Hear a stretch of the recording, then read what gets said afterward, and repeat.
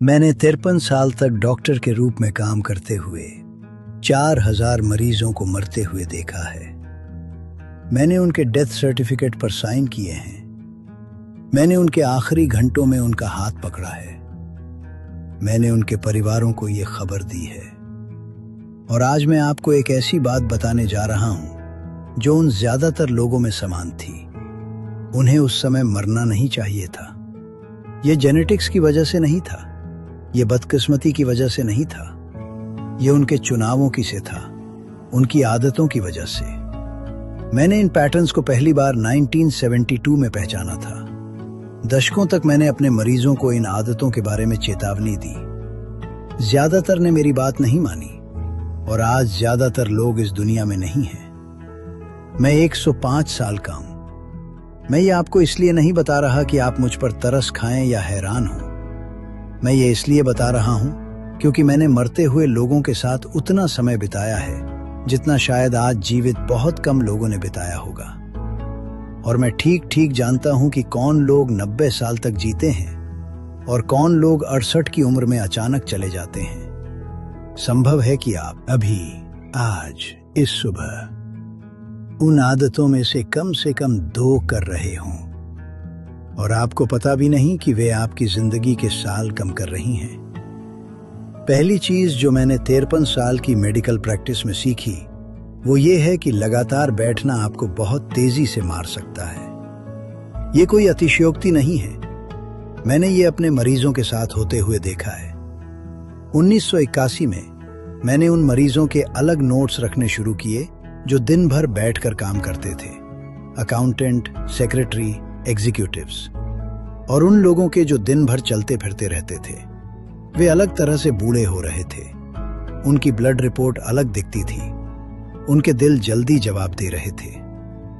1990 तक मेरे पास इतना डेटा था कि मैं समझ गया जो लोग रोज 8 या 9 घंटे बैठते हैं वे अंदर से लगभग 40% तेजी से बूढ़े हो रहे थे।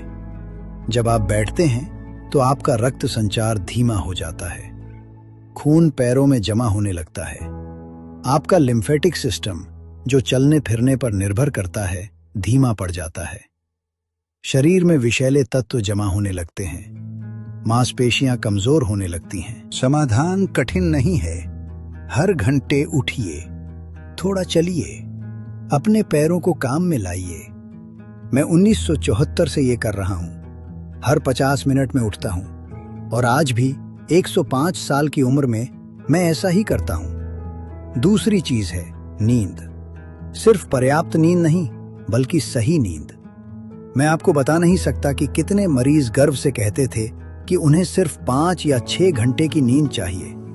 ये ताकत की निशानी नहीं थी, ये भ्रम था। आपके मस्तिष्क को 7 से 9 घंटे की नींद चाहिए ताकि वो खुद की मरम्मत कर सके। लगातार कम नींद लेने से शरीर में विषैले तत्व जमा होने लगते हैं। मैंने देखा है कि जो लोग खराब नींद लेते थे उनमें याददाश्त की समस्या 10 साल पहले शुरू हो जाती थी। और एक और बात, टूटी हुई नींद कम नींद से भी ज्यादा खराब होती है। अगर आप 8 घंटे बिस्तर पर रहने के बाद भी थके हुए उठते हैं तो समझिए कुछ गलत है। तीसरी चीज जो लोगों को 60 के बाद मारती है वो है अकेलापन। ये सुनने में साधारण लगता है लेकिन ये बहुत गंभीर है।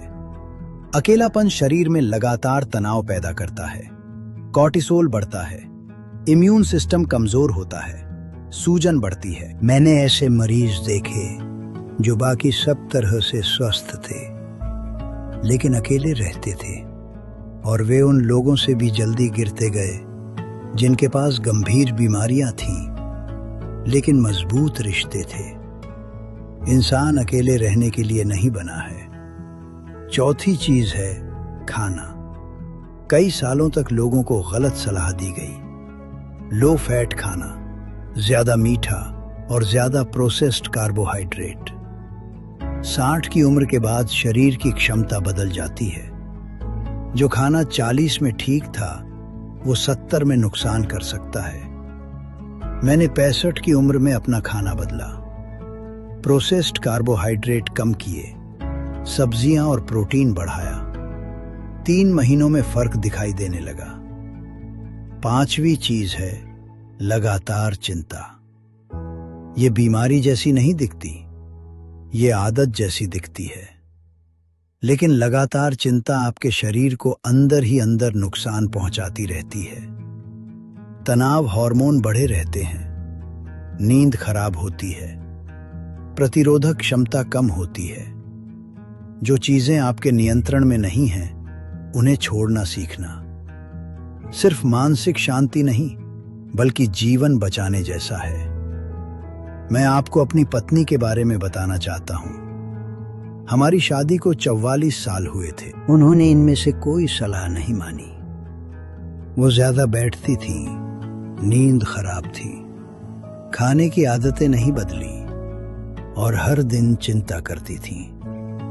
वो 70 साल तक जी, लेकिन उनके आखिरी 15 साल गिरावट में बीते।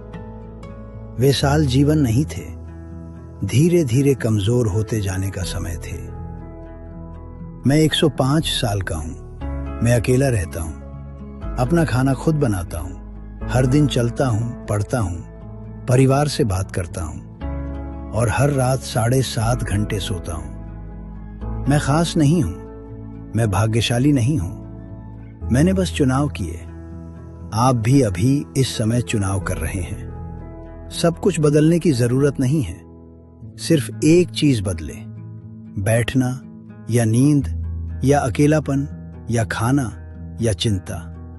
एक चीज ठीक करेंगे, बाकी आसान हो जाएगा। मैंने अपनी पत्नी को खोया है, अपने बच्चों को खोया है, 4000 मरीजों को दफनाया है और मैं आज भी यहां हूं आपसे कहने के लिए। ज्यादातर लोगों को उस समय मरना नहीं चाहिए था जब वे मरे। आप अभी यहां हैं। अब सवाल ये है, आप इसके बारे में क्या करने वाले हैं?